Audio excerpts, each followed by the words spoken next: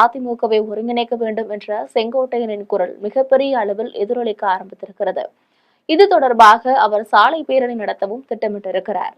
அதிமுகவை ஒருங்கிணைக்க வேண்டும், அப்பொழுதுதான் வெற்றி கிடைக்கும் என்ற கருத்து அதிமுக தொண்டர்கள் மத்தியிலும் இருக்கிறது. பெரும்பாலான தொண்டர்கள் அதிமுக இணைப்பை விரும்புகிறார்கள். எடப்பாடி பழனிசாமி இது குறித்து புதிய முடிவு ஒன்றை எடுத்திருக்கிறார்.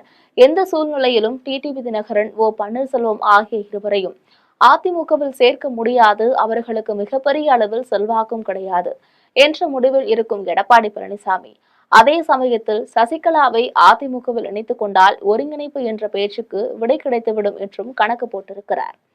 சசிகலாவை அதிமுகவுடன் இணைப்பதனால் கட்சி தொண்டர்களிடம் புதிய எழுச்சி ஏற்படும் என்பதையும் மறுப்பதற்கு இல்லை.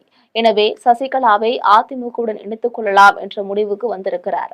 இது தவிர டெல்லி பாஜக மேலிடத்திலிருந்து வருகின்ற எச்சரிக்கை அழைப்புகளிலிருந்து விடுபட்டு உற்சாகமாக தன்னுடைய பயணத்தை தொடங்கலாம் என எடப்பாடி பழனிசாமி முடிவு செய்திருக்கிறார்.